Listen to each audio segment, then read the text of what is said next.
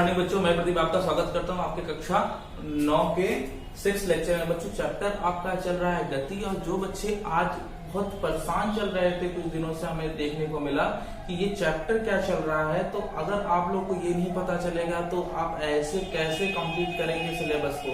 ये विज्ञान का बच्चों भौतिकी का 8वां लेक्चर आपके साइंस की चैप्टर में है, और भौतिकी का पहला चैप्टर है। इसको पहले ध्यान से समझ लें, तभी चैप्टर को अच्छे से क्लियर करेंगे।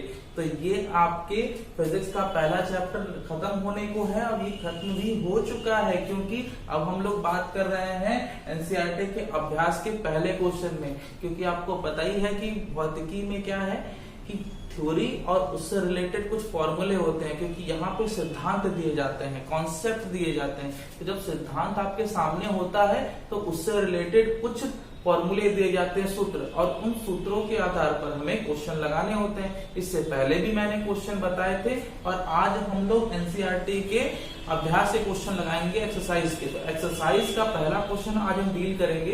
एक्सरसाइज के क्वेश्चन जरूर लगाइएगा बच्चों, तकरीबन 8 से 9 क्वेश्चन है। मैं यहाँ पे कुछ क्वेश्चन आपको दिखा देता हूँ ताकि कैसे डील करना है क्वेश्चन से, वो समझ में आ सके। आइए, तो पहला जो एक्सरसाइज का क्वेश्चन है आज वो देखेंगे हम लोग। अब वो क्वेश्चन है आपका, एक एथलीट आप जानते हो जो धावक होते हैं उन्हें एथलीट कहा जाता है, जो गेम या स्पोर्ट्स में होते हैं। तो एक एथलीट वृत्तीय रास्ते जिसका व्यास 200 मीटर है का एक चक्कर 40 सेकंड में कंप्लीट कर लेता है, लगा लेता है। 2 मिनट 20 सेकंड बाद वह कितनी दूरी तय करेगा, उसका विस्थापन क्या होगा। मैंने सब बता रखा है। अगर आज आपने पहला ये वीडियो देखा है तो फटाफट जा करके पहले से लेकर के 5 लेक्चर कंप्लीट से देखिए, लाइन से बनाइए, उसका नोट्स कंप्लीट करिए, उसमें क्वेश्चन मैंने कराया उसको देखिए, तभी ये चीजें आपको अच्छे से क्लियर होंगी। तो आइए पहले हम एक वृत्तीय मार्ग बना लें। ये वृत्तीय मार्ग है बच्चों, ठीक। और इस वृत्तीय मार्ग में आपको यहां से यहां तक की जो दूरी, जो केंद्र से होकर जाती है, मध्य बिंदु से होकर जाती है, इसे हम व्यास कहते हैं। तो जो व्यास है बच्चों वो 200 मीटर दिया हुआ है, यहां से लेकर के यहां तक, ठीक। और इस वृत्तीय मार्ग में दौड़ने वाला जो एथलीट है वो एक चक्कर जो है वो लगा लेता है। कितने टाइम पर? एक चक्कर वो लगा लेता है 40 सेकंड में। तो पहले तो ये पता करेंगे हम कि मान लेते हैं कि ये जो दौड़ने वाला एथलीट है वो यहाँ ए से शुरू करता है दौड़ना, और एक चक्कर लगाएगा तो वो वापस यहाँ पे पहुंचेगा, तभी एक चक्कर माना जाएगा। तो पहला काम आपका होगा, हल करेंगे आप जब सॉल्यूशन करेंगे तो सॉल्यूशन करते समय एक बात का ध्यान रखेंगे कि आपको त्रिज्या पता होनी चाहिए। तो त्रिज्या जो होती है बच्चों आर, वो होता है व्यास का आधा। तो व्यास बटे में 2 कर लीजिएगा, और वो है 200 बटे में 2, कैंसिल कर लिया, 100 मीटर आ गया। अब मुझे ये पता करना है कि एक चक्कर में कितनी दूरी तय किया। तो एक चक्कर में तय की गई दूरी, एक चक्कर में तय की गई दूरी। तो दूरी बच्चों कैसे निकालेंगे? तो दूरी निकालने के लिए आपको पता है, इसको हम लोग कहते हैं वृत्त में परिधि। तो परिधि निकाला जाता है, तो इसको हम ब्रैकेट में परिधि भी लिख सकते हैं, ठीक। तो परिधि कैसे निकालते हैं? 2 पाई, इसको पाई, और ये आर। तो 2 इंटू पाई को वैल्यू पाई में ही रहने दे दीजिए, कोई दिक्कत नहीं है, और आर के जगह पे आप लिख लीजिए इंटू 100। तो ये हो जाएगा 200 पाई, ठीक। ये किसमें दिया था? मीटर में दिया था। तो आंसर जो है आपका वो किसमें आएगा? मीटर में आएगा। एम लिख दिया है मीटर के जगह पे। तो ये टोटल दूरी आ गई। कितनी दूरी उसने तय किया, कितने समय में बच्चों? 40 सेकंड में उसने इतनी दूरी तय कर लिया। बात समझ आ गई? अब अगर आपसे कोई पूछे कि अगर ये 40 सेकंड में 200 पाई डिस्टेंस तय करता है, 200 पाई डिस्टेंस तय करता है, तो आगे अगर मैं पूछूं कि टोटल एक्चुअली डिस्टेंस में तय किया कितना, तो आइए चेक कर लेते हैं। तो इसके लिए मैं ऊपर का मिटा दूंगा, ठीक, ऊपर का मिटा सकता हूं।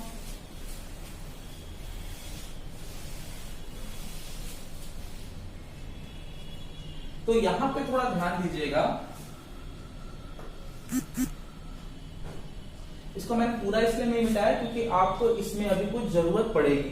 ध्यान दीजिएगा 200 पाई आया, 200 पाई, 200 और पाई की वैल्यू देखो बच्चों 3.14 होती है। चाहो तो इसको मल्टीप्लाई कर लो, तो इसको आप मल्टीप्लाई करोगे तो 2 जीरो से ये दशमलव के 2 स्थान कैंसिल हो जाएंगे, तो ये आ जाएगा 628 मीटर। तो मतलब ये कुल दूरी आ गई एक चक्कर में। एक चक्कर में दूरी मतलब परिधि भी कह सकते हैं। एक चक्कर में कुल दूरी जो है वो 628 मीटर देखने को मिली आपको। धावक 40 सेकंड में इतनी दूरी तय करता है। आपको ये बताना है कि इतने मिनट में या इतने समय में वो कितना करेगा, ठीक, इतने समय में। तो आइए पहले पता करते हैं कि इतने समय में पता करने के लिए हमें क्या करना होगा। तो इतने समय मतलब 2 मिनट 40 सेकंड, 2 मिनट 40 सेकंड की कहानी क्या होती है।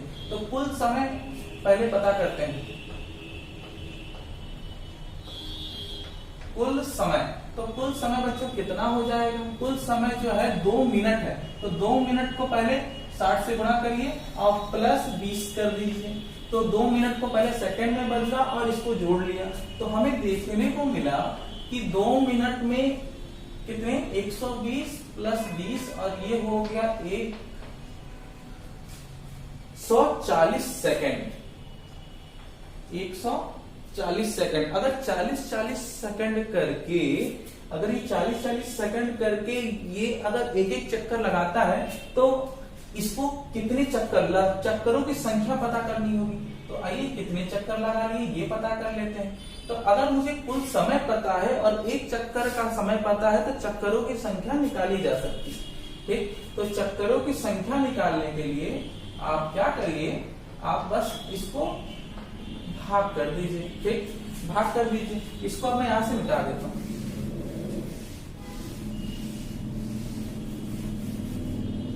ठीक, चक्करों की संख्या कैसे निकालेंगे। तो चक्करों की संख्या कुल समय बटे में एक चक्कर की संख्या, या एक चक्कर में लिया गया समय।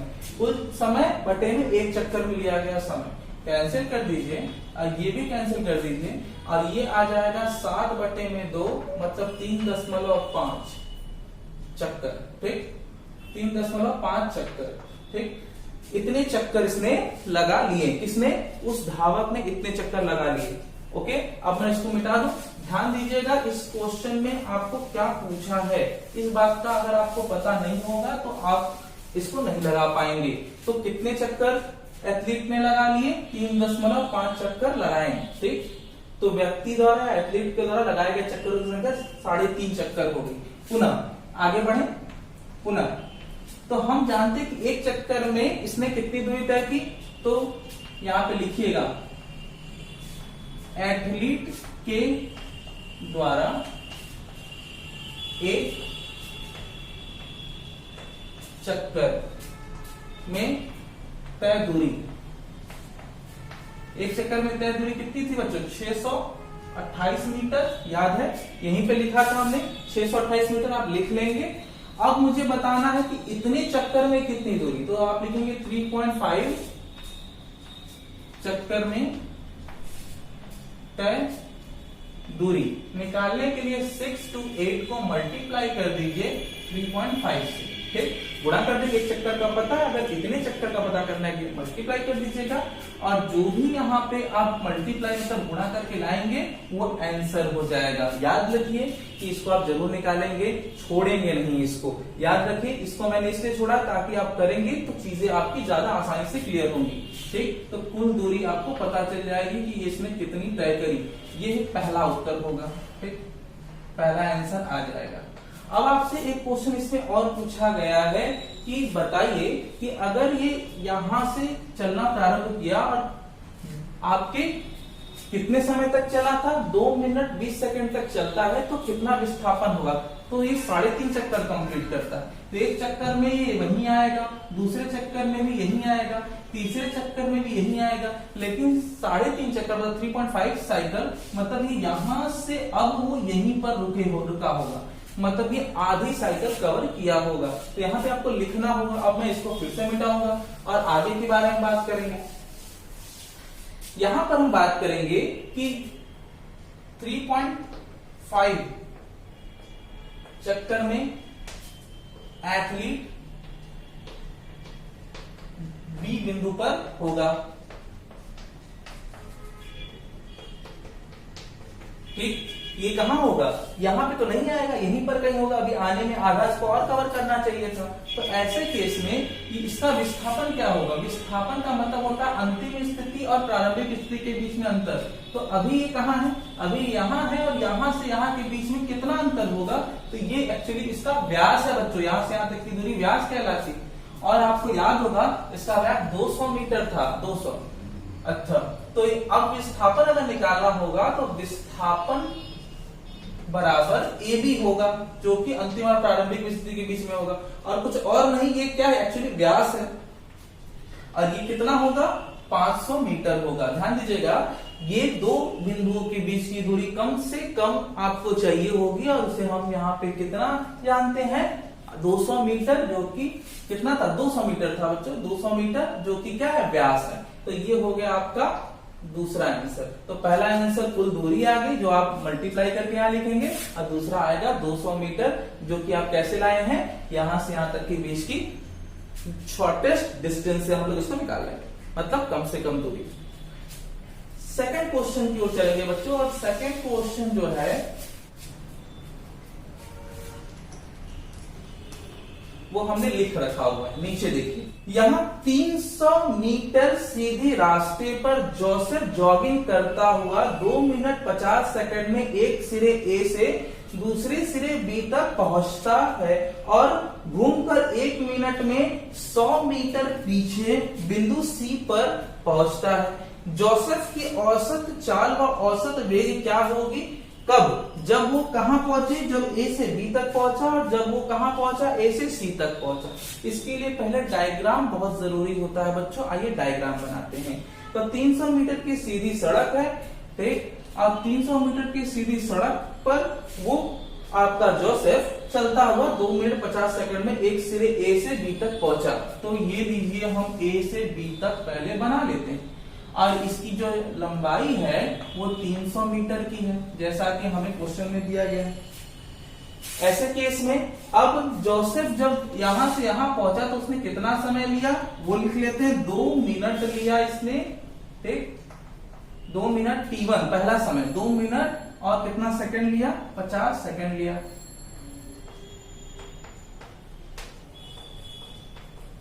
मतलब आप कह सकते हैं कि यहां पर ए से बी तक जाने में समय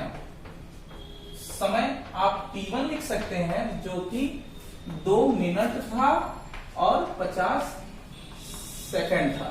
क्लियर ना, यहां से यहां तक। फिर उसके बाद क्या कहता है कि घूमकर वो 1 मिनट में 100 मीटर पीछे सी पर पहुंचता है। तो जब यहां तक पहुंचा तो ये घूमकर ये वापस 100 मीटर यहीं तक सी पर पहुंच करके ये यहां पर रुका होगा, सी पर ये यहां तक गया, वापस यहां पर 100 मीटर वापस आ गया, उसको कुछ भूल गया होगा, वापस लेने आया होगा, यहीं पर आकर के रुक गया, आगे गलती से भी जा सकता है। अब कितना समय लिया वापस आने में, तो जब वापस आया तो ये 1 मिनट में सी पर पहुंच के रुका हुआ है। तो बताना यह है कि जब वो इतना सब कुछ करता है तो इसमें औसत चाल और औसत वेग क्या होगा, आइए समझते हैं।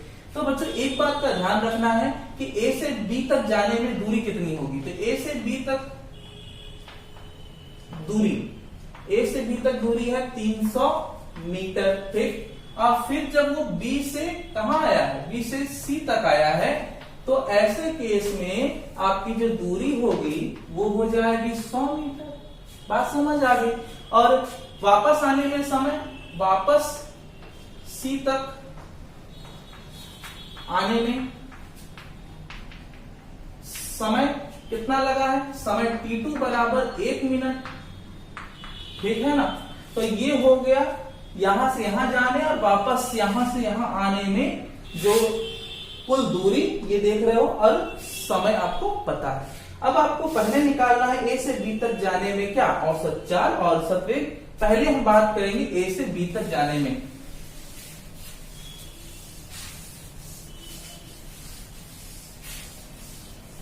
पहले हम बात करेंगे ए से बी तक जाने में। तो ए से बी तक जाने में हमें क्या निकालना होगा बच्चों, ध्यान दीजिएगा, हमें ए से बी तक जाने में निकालना होगा औसत चाल फिर औसत वेग।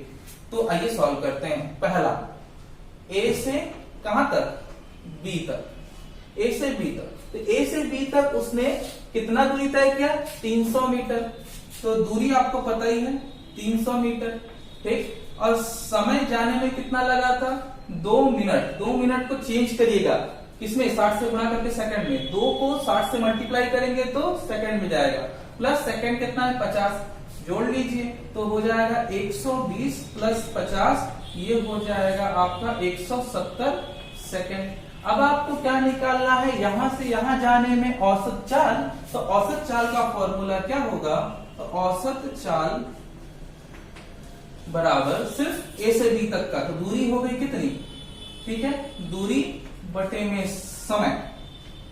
तो दूरी आप लिखिएगा 100 या 300 है, और समय जो है आपका 170। ये कैंसिल कर दीजिए, आपका 30/17 मीटर ऊपर और नीचे सेकंड आएगा। बात समझ आ गई? मीटर ऊपर नीचे सेकंड आएगा, मीटर प्रति सेकंड 30/17। कब? जब ए से बी तक पहुंचते हो। अब ए से बी तक आप सीधी सड़क पर हो, तो सीधी सड़क पर विस्थापन, सीधी सड़क पर विस्थापन जो है वो चाल के, तो आइए चेक करें। ऐसे केस में आपका विस्थापन कितना होगा? ए से बी तक। ए से बी तक विस्थापन और वेग जो है, विस्थापन और दूरी वो सेम आती है। कितनी आएगी? 300 मीटर ही आएगी। समय उतना ही रहेगा। समय कितना? समय है 2 × 60 प्लस कितना? 50, 170। तो आपका जो वेग आएगा, औसत वेग ए से बी तक, वो आएगा दूरी की जगह पे विस्थापन लिखना होगा, ठीक, और बटे में समय लिखना होगा। तो विस्थापन आप लिखेंगे 300 और ये लिखेंगे 170, कैंसिल करेंगे, 30/17 सेम आ गया, कोई अंतर नहीं है। फटाफट से चलते हैं, सेकंड क्वेश्चन भी था इसमें। सेकंड क्वेश्चन क्या था उस पर थोड़ा फोकस करिएगा। तो सेकंड क्वेश्चन था, जब आप कहां पे जाएंगे? जब आप ए से सी तक जाएंगे, मतलब ए से बी और फिर सी पर आना है। तो ऐसे केस में पहली जो दूरी रही वो 300 मीटर रही, दूसरी जो दूरी रही वो वापस भले आए वो 100 रही। ऐसे केस में समय 2 लगा, 2 बार, एक बार T1 लगा 170 सेकंड बच्चों, और T2 जो लगा वो 1 मिनट। 1 मिनट का मतलब 60 से मल्टीप्लाई करेंगे तो 60 सेकंड आएगा, ठीक। ऐसे केस में औसत चाल निकालेंगे तो आपको औसत चाल मिलेगा D1 मतलब कुल दूरी और D2 मतलब कुल समय, ठीक। और ऐसे केस में आप लिखेंगे 300 प्लस 100 और नीचे समय 170 प्लस 60, ऐड करिए, ऊपर 400 और नीचे जो आएगा आपका 230, कैंसिल कर लीजिएगा तो 40/23 मीटर प्रति सेकंड आएगा आपका, ओके। 40/23 मीटर प्रति सेकंड, ये आपका आ गया औसत चाल किसका? जोसेफ, ठीक, जो रनिंग कर रहा था। दूसरी बारे में अगर मैं बात करूं, मतलब इसी में विस्थापन के बारे में बात करूं, तो विस्थापन कितना होगा? इसका विस्थापन यहां से यहां गया, वापस यहां आ गया, तो यहां से यहां की जो बची हुई दूरी है, मतलब बची हुई लंबाई है, वो कितनी आएगी? तो बची हुई लंबाई जो है वो ए से लेके सी के लिए वो होगी 300 मीटर माइनस 100 मीटर, वो है 200 मीटर। समय तो आपका उतना ही लगना है, समय कभी किसी के लिए कम हुआ नहीं। समय आपका 2 मिनट के लिए 120 प्लस 50 170 प्लस 60 मतलब कितना? 230 सेकंड, जैसा कि हमने यहां लिखा। तो औसत वेग निकालना है, तो औसत वेग का फॉर्मूला बच्चों क्या होगा? आपका विस्थापन बटे में समय लिखिएगा। विस्थापन कितना हुआ? 200 हुआ। समय कितना हुआ? 230 हुआ। कैंसिल किया आपने, 20/23 मीटर प्रति सेकंड आ गया, ओके। तो यहां से आपने निकाल लिया औसत वेग और यहां से निकाल लिया औसत चाल, और ये हो गया आपका ये सेकंड क्वेश्चन कंप्लीट। तो सेकंड क्वेश्चन हमने अभी कंप्लीट किया बच्चों। ऐसे 9 लगभग क्वेश्चन हैं, 2 हमने कंप्लीट किए, दोनों को अच्छे से आप देख लीजिए। जो भी डाउट होगा हम आगे के लेक्चर में बात करेंगे और आगे हम लोग नेक्स्ट चैप्टर के बारे में भी बात करने वाले हैं। तब तक अपना ख्याल रखिए।